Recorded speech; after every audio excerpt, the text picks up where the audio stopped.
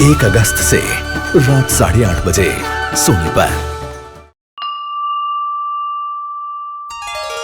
कृष्ण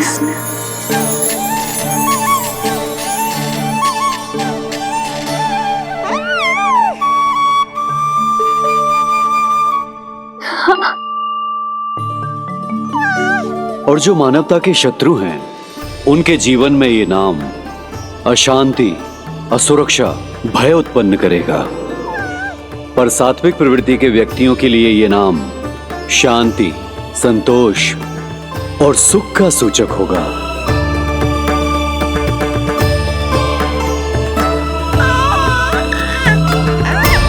कृष्ण कृष्ण कृष्ण कहां से आ रही है ये ध्वनियां? कृष्ण कहां से आ रही है ये ध्वनियां? कृष्ण कृष्ण स्वामी महाराज। कृष्ण कृष्ण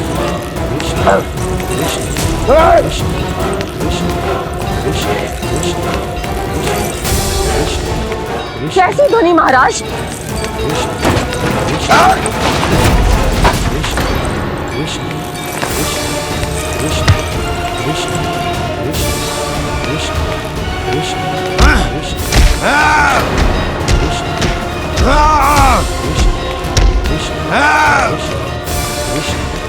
स्वामी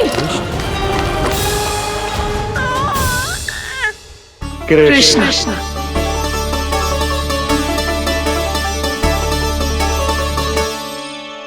कृष्ण जे नाम अनंत काल तक स्मरण किया जाता रहेगा, जे ही तेरी मैया का आशीर्वाद। संसार मुझे कृष्ण बुलाए या नीलमणि कहकर पुकारे, मैं रहूंगा तो बस यशोमती मैया का नंद लाला। यशोमती मैया के नंद लाला, यशोमती मैया के नंद लाला।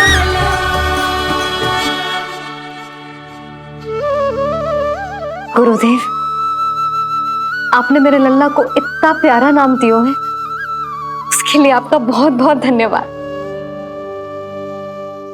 एक बार गोपियों को पता चलेगा तो देखना कैसे रटने लगेंगी मेरे लल्ला का नाम।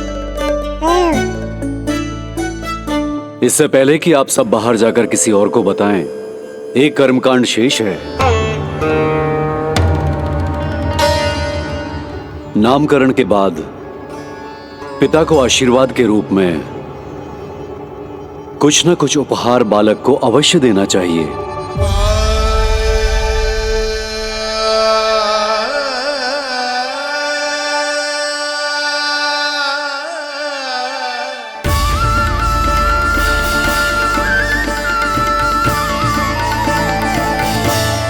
मैं क्या दूं?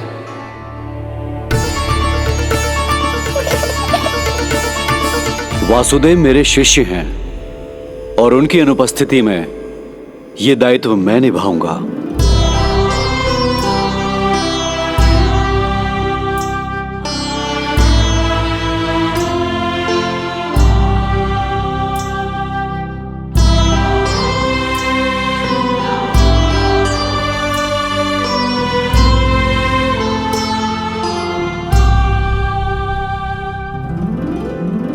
इसे अपने पिता की ओर से स्वीकार करो पुत्र।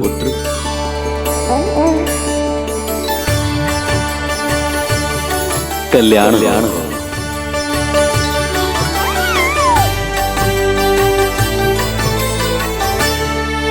क्या दूं मैं इसे?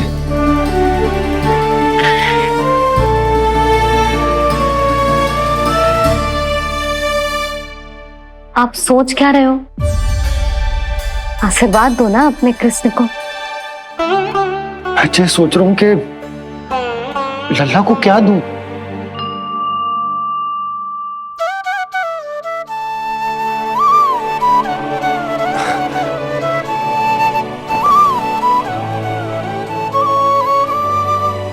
लल्ला, तू स्वयं ही बता दे, तुझे क्या चाहिए?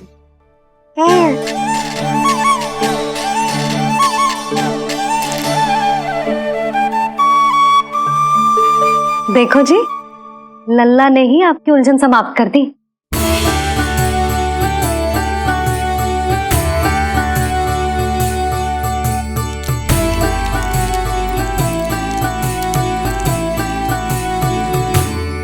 मेरा आशीर्वाद कि तेरा ये नाम कृष्ण तेरी प्रजा के लिए बहुत हितकारी हो।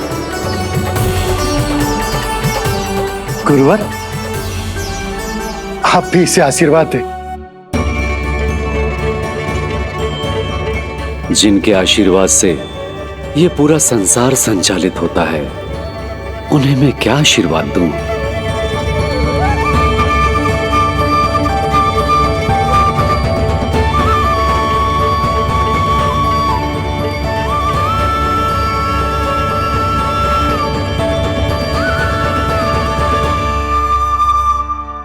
आपने तो मुझे मेरा नाम दिया है ऋषिवर। ये तो मेरा सौभाग्य था प्रभु कि आपने इस कार्य के लिए मुझे चुना। पर आपका कार्य अभी समाप्त नहीं हुआ ऋषिवर। एक विनती और है मेरी। आज्ञा दीजिए प्रभु, क्या करना होगा मुझे? बाबा को मेरी वास्तविक पहचान बतानी होगी आपको, और इन्हें इस बात के लिए मनाना होगा कि ये मैया को कभी भी मेरा सत्य पता ना चलने दे। पर प्रभु, मैं ये कैसे कर पाऊंगा? आप ही कर पाएंगे ऋषिवर, क्योंकि अब आप इस कृष्ण अवतार के मुख्य उद्देश्य को जानते हैं। बंद करो, बंद करो ये ध्वनिया। कौन सी ध्वनिया? ये ध्वनिया बंद करो, बंद करो। क्या सुनाई दे रहा है आप? ये शब्द तुम्हें कानों में गूंज रहा है। भरत सरस्वती, रुक जाइए। मुझे मारा।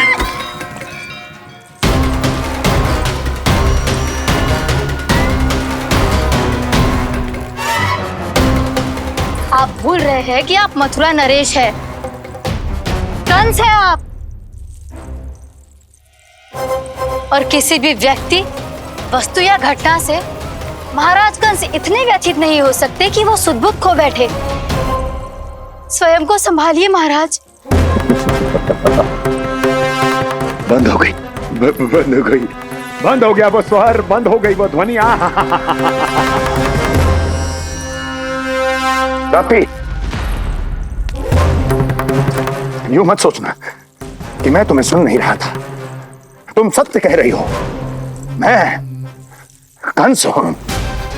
किसी भी व्यक्ति, वस्तु या घटना से व्यथित नहीं हो सकता।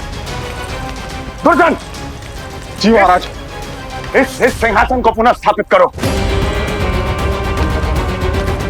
यदि कोई भी योग्य इसे स्वयं सिद्ध करने नहीं आता तो मुझे पता है मुझे क्या करना है, कैसे उस दुष्ट बालक का संहार करना है।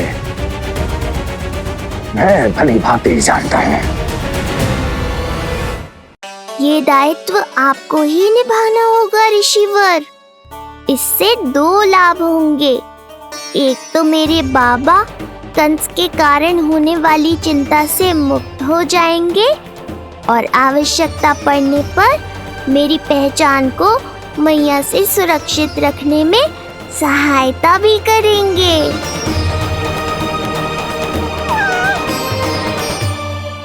नंदराज, अब बलराम और कृष्ण दोनों को भूख लग गई होगी।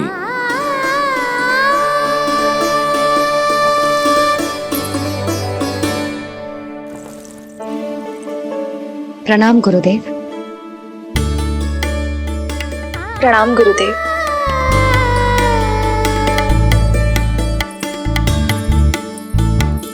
गुरुदेव, अब आप भी विश्राम कर लीजिए। नहीं नंदराज, मुझे शीघ्र ही मथुरा पहुंचना है।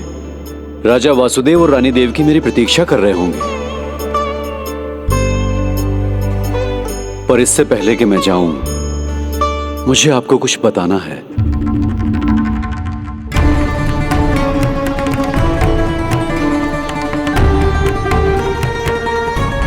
गुरुदेव, आपके ललाट पर बल पड़ गए।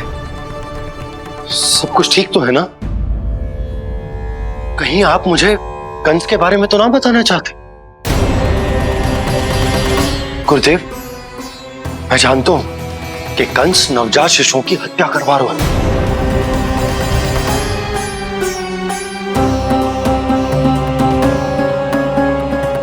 कंस नहीं, कृष्ण के बारे में कुछ कहना है मुझे।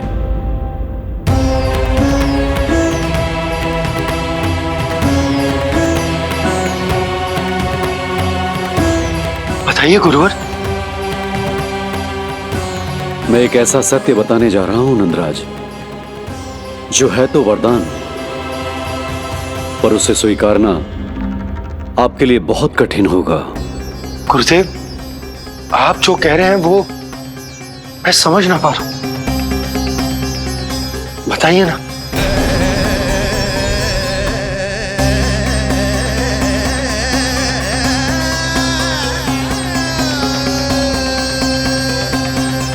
बताइए ना गुरुवर।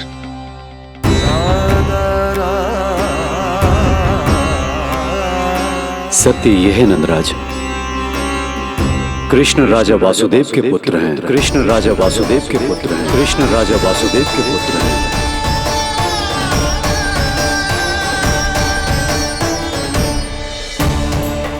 और वो कोई साधारण बालक नहीं है,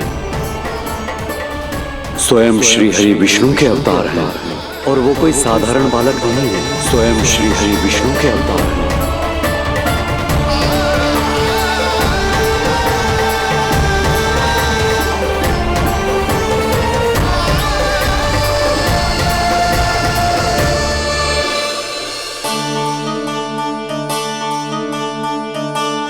कछु विचित्र लग रहा है।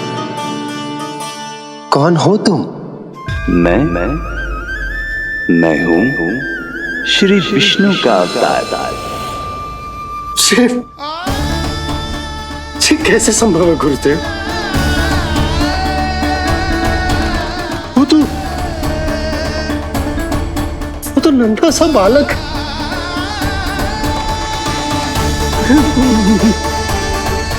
वो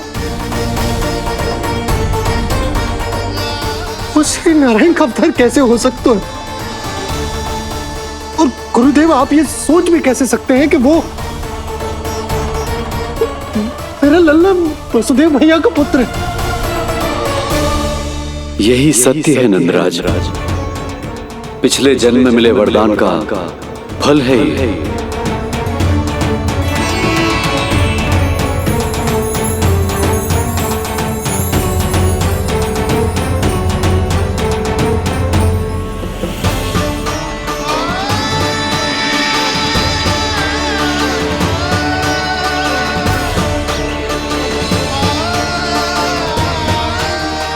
मैं आपकी संतान के रूप में अवश्य आऊंगा, किंतु उसके लिए आपको मेरे अगले अवतार के बाद एक और अवतार की प्रतीक्षा करनी होगी, क्योंकि अगले जन्म के लिए मैं पहले ही ये वरदान माता देवकी को दे चुका हूं। इस समय मैं विवश हूं, किंतु मैं आपको वचन देता हूं, आपकी संतान बनकर अवश्य आऊंगा। प्रभु, श्रीहरि को अपने सामने देखकर मेरी व्याकुलता का बांध टूट गया है। 2 जन्म बहुत बड़ा समय होता है स्वामी। अपने पुत्र के रूप में हरि को गोद में खिलाने के लिए अब मैं और 2 जन्मों तक प्रतीक्षा नहीं कर सकती। धरा!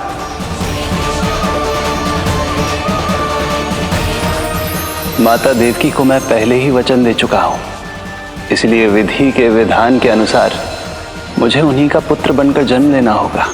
किंतु आपकी आतुरता का अनुभव करने के बाद अब मैं भी आपका स्नेह पाने से स्वयं को और वंचित नहीं रख सकता।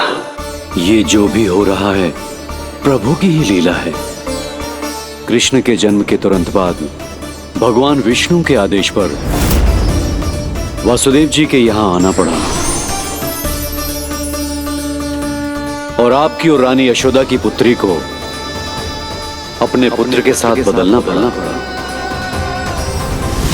और इस तरह कृष्ण आपके और रानी यशोदा के पुत्र बन गए।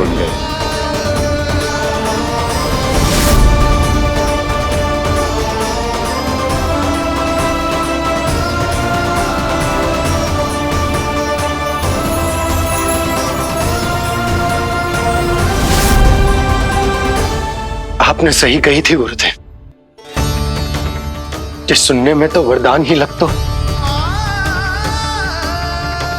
पर इसे स्वीकार करना उतना ही कठिन।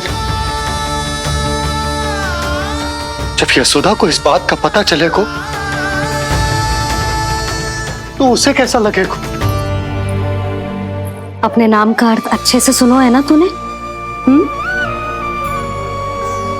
उसका हर एक अक्षर भगवान श्री नारायण से संबंधित है, जैसे उन्हीं का स्वरूप है तू। बस मैया, ये सत्य आपसे छुपा रहे, इसी कारण बाबा के लिए ये जानना आवश्यक है। फिर चाहे इसे स्वीकार करना उनके लिए कितना भी कष्टदायक क्यों ना हो। नहीं नंद, ये सत्य उन्हें आप नहीं बताएंगे। स्वयं प्रभु ने मुझसे कहा है, किसी और प्राणी को इसके बारे में भनक तक नहीं लगनी चाहिए, और रानी यशोदा को तो बिल्कुल नहीं। गुरुवर, कंस के आक्रमणों की जानकारी यशोदा से पहले ही छुपाकर रखना कठिन था। अब इतना बड़ा सत्य मैं यशोदा से कैसे छुपाऊंगा? आपको छुपाना ही होगा नंदराज, यही प्रभु की इच्छा है।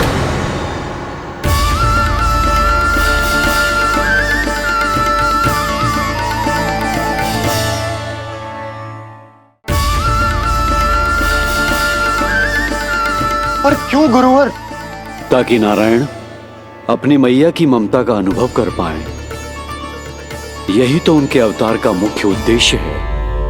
मुख्य उद्देश्य? हाँ नंदराज, नर नारायण के अवतार में अपनी तपस्या करते समय प्रभु ने जो अनुभव किया था, उसके कारण ममता के सुख का अनुभव करने के लिए प्रभु व्याकुल हो उठे थे।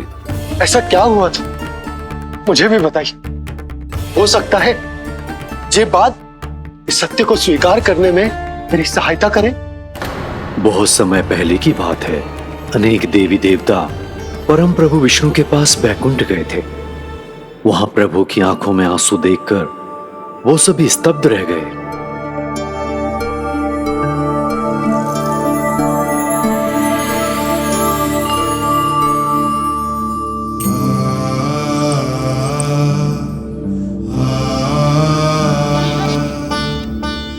प्रभु, आपकी आंखों में आंसू?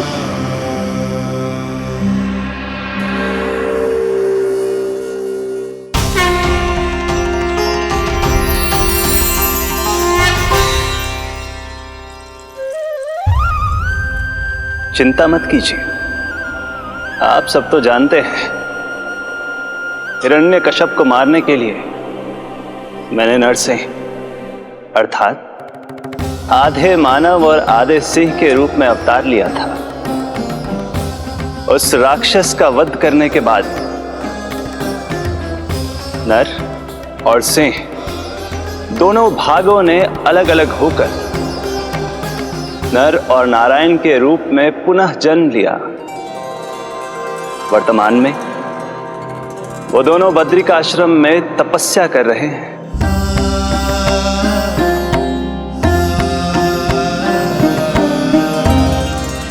आज उन दोनों ने कुछ ऐसा देखा जिसने मुझे भी भावुक कर दिया।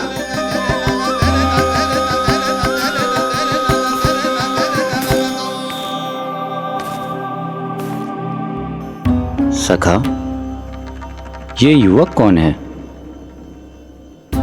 निकट के एक गांव के धनी व्यापारी का पुत्र है ये। प्रत्येक संध्या वन के उस पार ये अपनी प्रेयसी से मिलने जाता है और फिर रात्रि भर उस नर्तकी के साथ सहवास करने के बाद सुबह अपने निवास को लौट आता है। यदि यही इसका नित्य क्रम है, तो फिर आज ये इतने तनाव में क्यों है?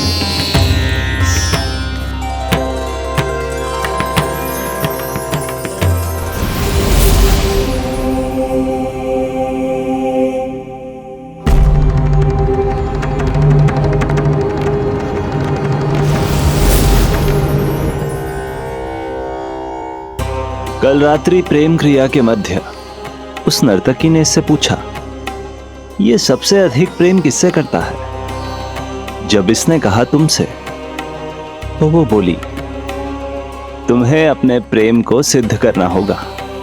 अपनी मां के हृदय को उसके तन से अलग कर मुझे सौंपना होगा। मां का हृदय?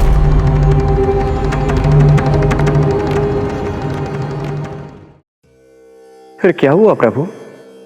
वो लाया अपनी मां का हृदय? ये जिज्ञासा यक्ष प्रश्न बनकर पूरे दिन नर और नारायण के मस्तिष्क में कौंधती रही। उन्होंने संध्या होने तक वहीं नदी किनारे प्रतीक्षा करने का निर्णय लिया, ताकि वो ये जान सके कि क्या वो युवक अपनी क्रूर प्रेयसी को छोड़ेगा या वासना में अंधा होकर अपनी ही माता की हत्या करने का जघन्य अपराध करेगा।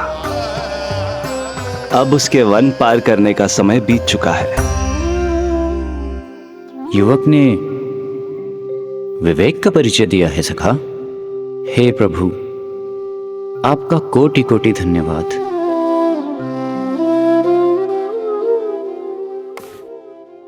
सखा,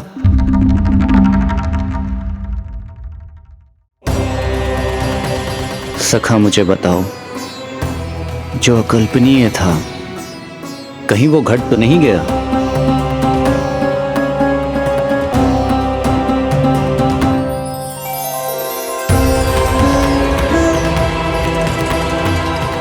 जब इस युवक की मां को इसकी प्रेयसी की क्रूर मांग के बारे में पता चला, तो जो उसने किया वो इस समस्त संसार में केवल एक मां ही कर सकती है। बस इतनी सी बात?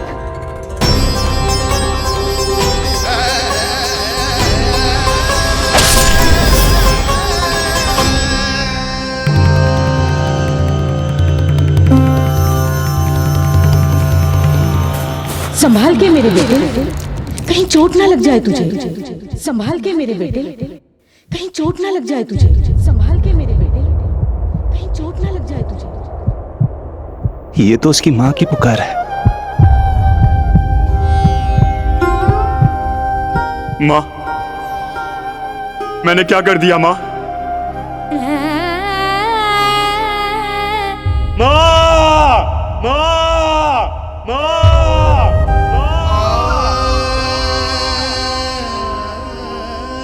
इस घटना से केवल नर और नारायण ही भावुक नहीं हो गए थे, बल्कि बैकुंठ में बैठे श्री हरि की आंखों में भी आंसू आ गए थे। ममता के लिए तरसने लगे थे वो। इसीलिए उनके इस अवतार का मुख्य उद्देश्य है मां की ममता का अनुभव करना। यही कारण है कि ये सत्य आपको रानी यशोदा से छुपाना ही होगा नंदराज। नहीं तो वो कृष्ण को मां की दृष्टि से नहीं, एक भक्त की दृष्टि से देखेंगी, और प्रभु जिस आनंद के लिए इतना कष्ट उठा रहे हैं उससे ही वंचित रह जाएंगे। बोलिए नंदराज, आप श्री नारायण के इस सत्य को गुप्त रखेंगे ना?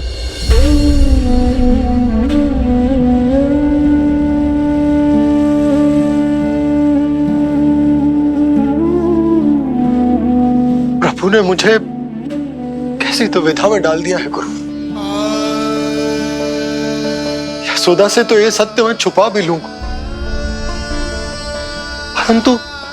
परंतु स्वयं से कैसे छुपाऊंगा? और बाबा होने को सुख, उसको अनुभव कैसे कर पाऊंगा?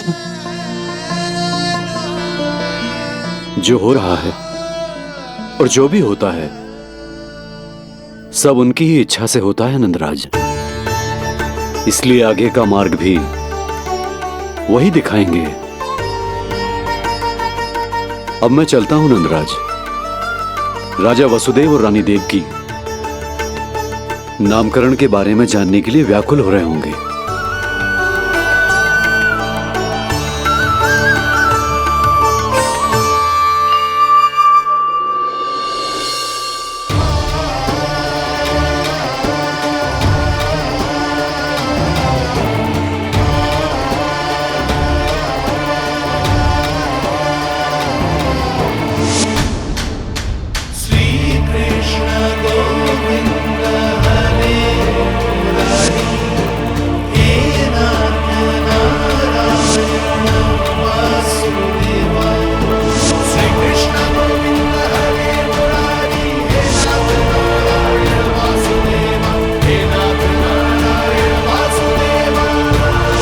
सत्य यह है नंदराज, कृष्ण राजा वासुदेव के पुत्र हैं।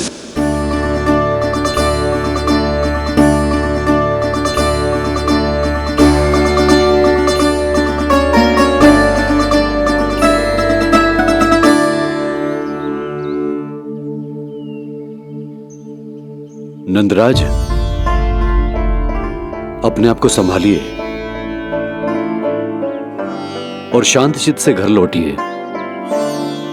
और हां, स्मरण रखिए कि प्रभु ने आपको बहुत ही बड़ा उत्तरदायित्व सौंपा है, आपको उसे निभाना ही होगा।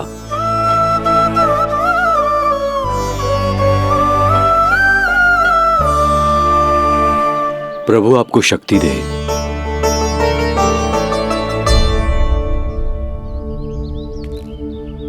आप बहुत सौभाग्यशाली हैं नंदराज, जो प्रभु आपके घर पल रहे हैं। उनके बारे में सोचिए जिनके यहां प्रभु ने जन्म लिया है। वो दोनों तो प्रभु की बाल लीलाओं से पूरी तरह से वंचित हैं।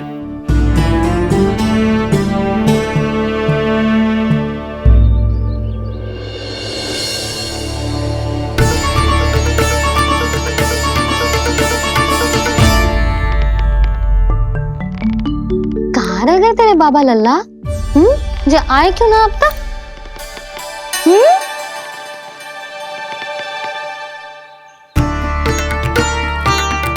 मेरा लल्ला मेरा ना है,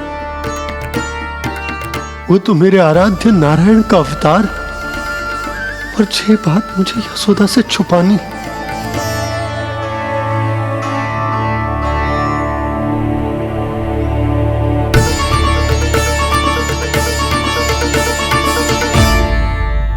बाबा वहीं खड़े मत रहो, अब आ भी जाओ ना।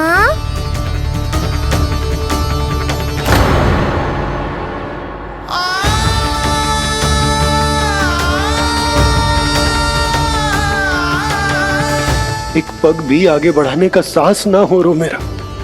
हे प्रभु, आप ही बताओ, अपने आराध्य को, अपने इष्ट देव को अपने लल्ला के रूप में कैसे देख पाऊंगा मैं जानता हूँ बाबा, ये बहुत कठिन है, पर भीतर तो आओ।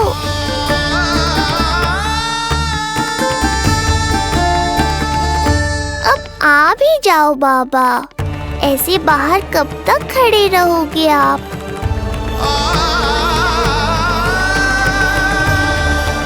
बस बाबा, बस आ जाओ भीतर, आ जाओ, आओ ना, आओ ना।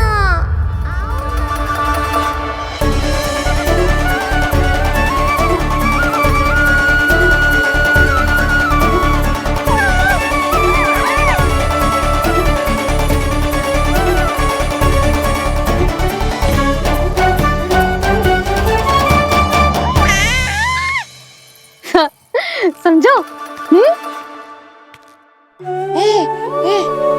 जब तू इधर उधर भाग रहा होगा तो तुझे बुलाने के लिए मैं तुझे ऐसे पुकारूंगी, कृष्ण। और जब तू शैतानी करेगो ना लल्ला, मैया को तंग करेगो, तो मैं तुझे क्रोध में ऐसे बुलाऊंगी, कृष्ण। इसे सत्य पतो ना है इसीलिए कितनी अच्छी तरह से मैया होने का कर्तव्य निभा रही है। पर मैं अब बाबा होने का कर्तव्य कैसे निभा पाऊंगा?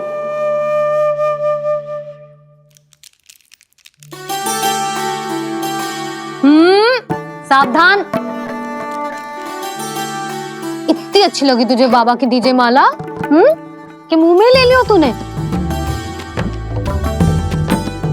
जे मुंह में लेने की वस्तु ना है लल्ला।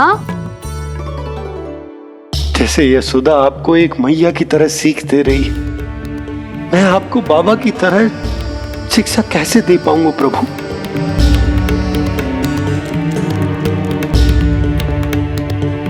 कृष्ण, अभी मना किया ना मैया ने? जे तो प्रभु को ही डांट रही है। सावधान, जो फिर से मुंह में लिया तो। यशोदा, तुम्हें पता भी है तुम किस पर क्रोधित हो रही हो? हाँ, अपने लल्ला पर। और किस पर? मेरे कहने का अर्थ ये है कि तुम्हें सच में पता भी है जे कौन है? स्वयं प्रभु ने मुझसे कहा है, किसी और प्राणी को इसके बारे में भनक तक नहीं लगनी चाहिए। और रानी यशोदा को तो बिल्कुल नहीं, और रानी यशोदा को तो बिल्कुल नहीं, और रानी यशोदा को तो बिल्कुल नहीं। यही कहना चाहते हो ना आप कि मैं गोकुल के राजकुमार को डांट रही हूँ? अरे पर मैया और बाबा का स्थान तो हर पद से ऊंचा होता है ना जी। माँ और बाबा को तो अधिकार होता है ना प्रेम करने का भी और भूल पर डांटने का भी। बस यही बात आपको समझनी है बाबा, फिर सब पहले जैसा हो जाएगा। मैं समझता हूँ जे, पर ये विचार के जे केवल हमारा पुत्र ना है, ये स्वयं नारायण का अवतार भी है, इसे अपने मन से निकाल ना पा रहा हूं मैं। ओहो, आपको समझाना तो मैया को संभालने से भी अधिक कठिन है बाबा। लल्ला, अरे लल्ला। जशोदा जी, आपने हमें नामकरण के लिए ना बुलायो। कोई बात ना है, लेकिन ये तो बताओ कि लल्ला का नाम क्या रखो है? हाँ भाभी, बताओ ना। हाँ जी, अब और प्रतीक्षा ना हो रही हमसे। इसका नाम रखो है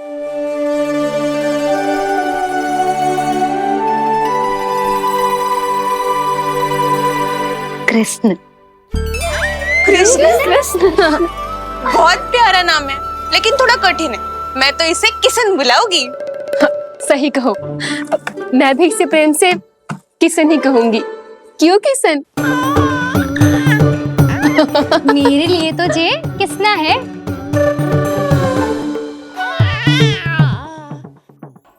क्या कर रही हैं ये सब? बाबा, इन सब के लिए मैं केवल कृष्ण हूँ, भगवान नहीं। बस अब आप भी शीघ्र ही समझ जाओ ना ये। अरे तुम सब। हाँ हाँ, बुरा मुझे भी लग रहा है, जो सारी की सारी पहले ही दिन मेरे लल्ला का नाम बिगाड़ रही है। किंतु इसमें भी इन सब का प्रेम ही छुपा है, और हम सब तो प्रेम से भगवान को भी प्यारा सा नाम दे देते हैं, है ना? हाँ। सत्य तो ये है कि कृष्ण नाम बहुत अच्छा है, किंतु मैं भी अपने लल्ला को प्रेम का नाम देना चाहती हूँ। कान्हा बुलाऊंगी इसे, कान्हा बुलाऊंगी इसे, कान्हा बुलाऊंगी इसे।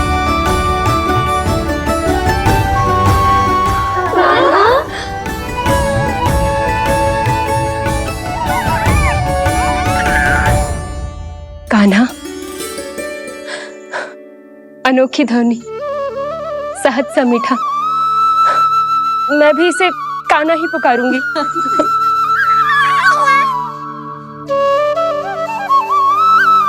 आप भी बुलाओ ना इसे। आप एक बार बुला कर तो देखो, झट से पलट कर देखेगा आपको ये हमारा नटखट कान्हा। प्रभु, ये सब आपका सत्य ना जानती, पर मैं जानता हूं। अब इस मुख से आपका नाम केवल भक्ति भाव से ही निकल सकता है। वात्सल्य भाव से ना। जी की लल्ला का भी तो नामकरण हुआ था ना अपने लल्ला के साथ। हाँ भाभी, क्या नाम रखा गया है इसका? हाँ बताओ ना। हाँ भाभी, बोलो ना बताओ ना जीजी। ना देखो, एक मैया से उसके लल्ला का नया नाम बताने का आनंद मैं ना छीन सकती। यदि तुम सबको कान्हा के दाऊ का नाम जानना है तो चलो सबके सब रोहिणी जीजी के पास। हाँ सही कहो। मैं अभी आई। हाँ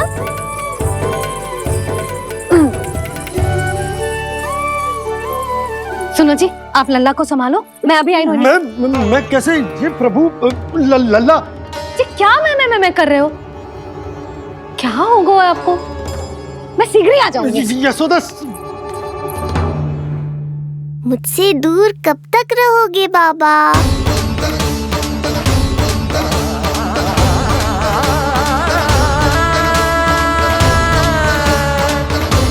एक बार मेरी ओर देखो तो सही।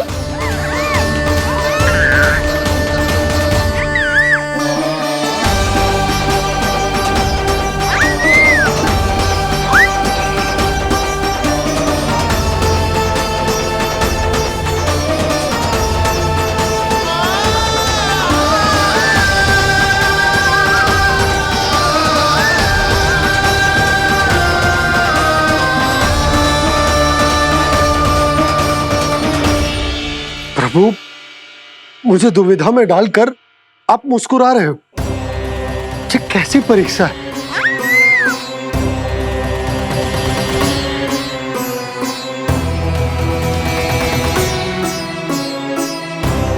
ये क्या कर रहे हैं आप? पिता का स्थान पुत्र के चरणों में नहीं होता, पुत्र के सिर के ऊपर होता है उनका हाथ, उनका वरदहस्त। प्रभु, आप चाहते हो कि मैं आपका सत्य यशोदा को ना बताऊं। यशोदा चाहती है कि मैं आपको लल्ला की तरह अपने गोद में उठाकर आपसे बातें करूं। मेरी आंखें चाहती हैं कि मैं आपको अपने इष्ट देव, अपने आराध्य के स्वरूप में देखूं। और मेरा हृदय चाहता है कि मैं आपको अपने पुत्र के स्वरूप में देखूं। अब आप ही बताओ प्रभु, अब मैं इस परिस्थिति में क्या करूं? मुझे कुछ समझ में ना आ रहा। आप ही का आसरा है प्रभु। आप ही को सहायता करनी होगी। आप ही बताइए कि किस प्रकार एक भक्त अपने भगवान को अपने लल्ला के स्वरूप में देखे, उसे अपने हाथों में उठाए, उसे खिलाए, उसके साथ बातें करे, कैसे वो उसका लालन पालन करे अपने पुत्र के स्वरूप में। प्रभु, मुझे कुछ समझ में ना आ रहा। सहायता करो प्रभु। चिंता मत कीजिए बाबा, आपके सभी प्रश्नों का उत्तर शीघ्र ही मिलेगा आपको।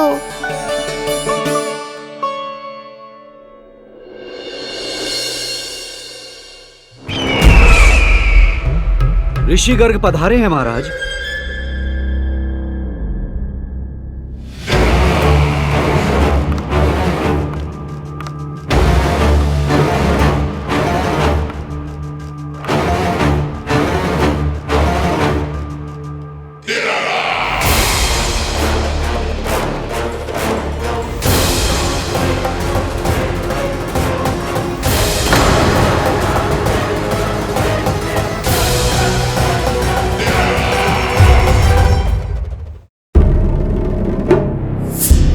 तो महान मथुराधीश कंस के दरबार में ऐसे सम्मान होता है ऋषि मुनियों का? नहीं ऋषिवर, ये तो केवल एक उदाहरण है कि कैसे एक विष्णु भक्त का सम्मान नहीं किया जाना चाहिए। तब तो अच्छा ही है। मैं यहाँ तुमसे सम्मान की अभिलाषा लेकर नहीं आया हूँ। मैं यहाँ देवकी और वसुदेव से भेंट की इच्छा लेकर आया हूँ। क्यों? मेरे विरुद्ध कोई षड्यंत्र रचना चाहते हो? जो सदैव दूसरों के विरुद्ध षड्यंत्र करता है, उसका संपूर्ण जीवन इसी भ्रम में बीतता है कि सारा संसार उसके लिए षड्यंत्र कर रहा है। परंतु अन्य व्यक्तियों के पास इससे भी अत्यधिक महत्वपूर्ण कार्य होते हैं करने के लिए। यह महत्वपूर्ण कार्य करने की आपकी यह इच्छा इस दरबार में पूर्ण नहीं होगी ऋषिवर।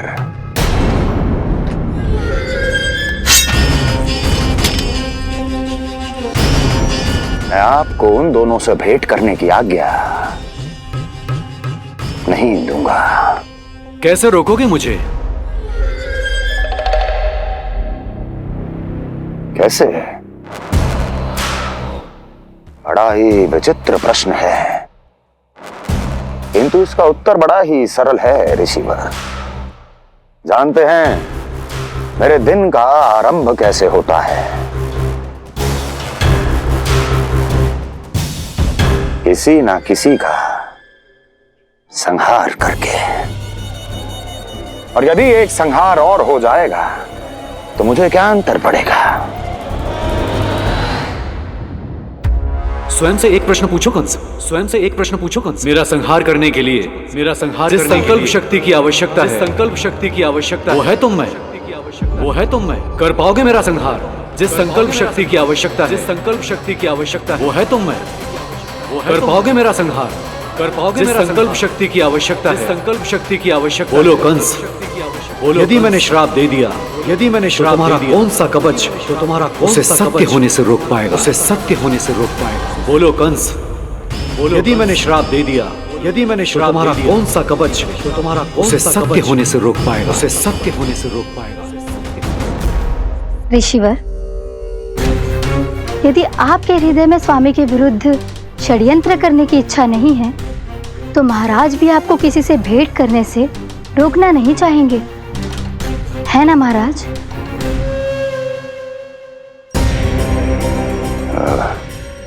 हाँ, आप उन दोनों से भेंट कर सकते हैं।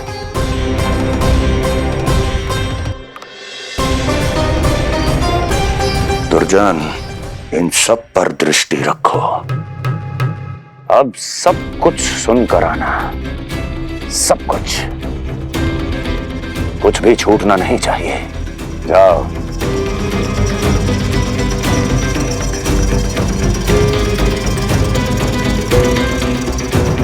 लगता है प्राप्ति राजकार्य सीख रही है मुझसे।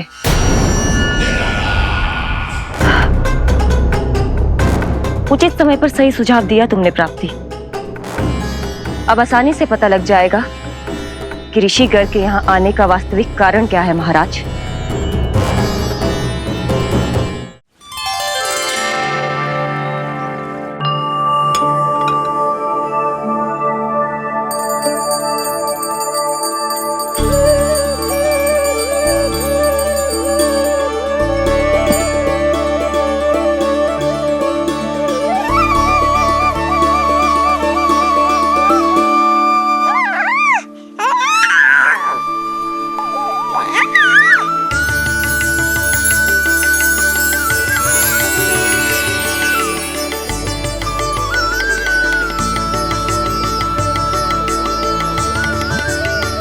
स्वयं नारायण मेरे घर में है तो ये फूल उनके चरणों में क्यों चढ़ा रहा हूं?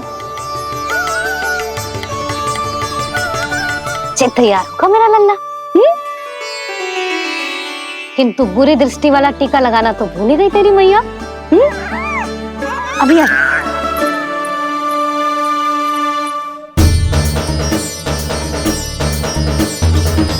ओहो, नहीं नहीं बाबा, ये मत करो। मैया आ रही है, उन्हें पता चल जाएगा।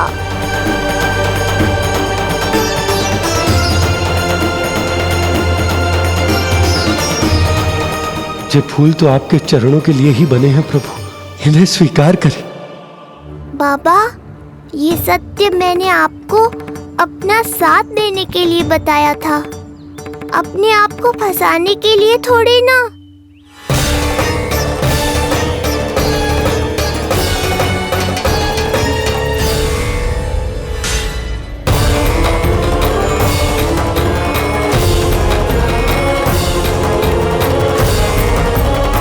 नारायण नारायण। प्रणाम पंडित जी।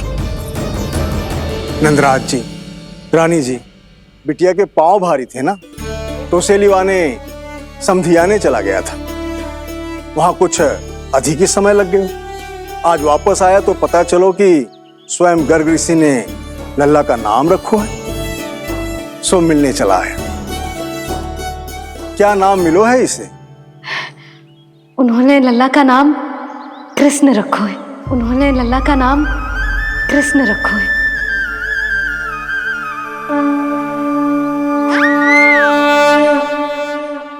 कृष्ण। आहा, उत्तम, अति उत्तम, बहुत मधुर नाम है। ऐसा लगता है जैसे आप स्वयं श्री नारायण का नाम ले रहे हैं।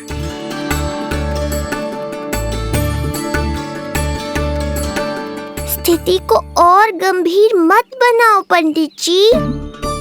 आपको तो बाबा के प्रश्नों का उत्तर देना है। एक बार मेरी ओर देख लो, आपको स्वयं ही पता चल जाएगा कि आपको इस समस्या को कैसे सुलझाना है।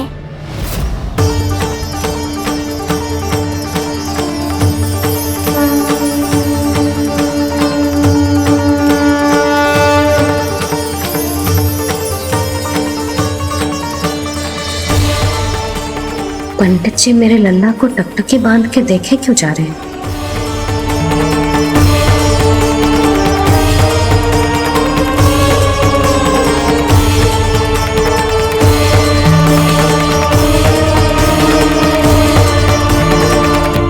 कान्हा के नटखट लीला और मजेदार कारनामे देखने के लिए चैनल को सब्सक्राइब करें और बेल आइकॉन दबाना ना भूलें।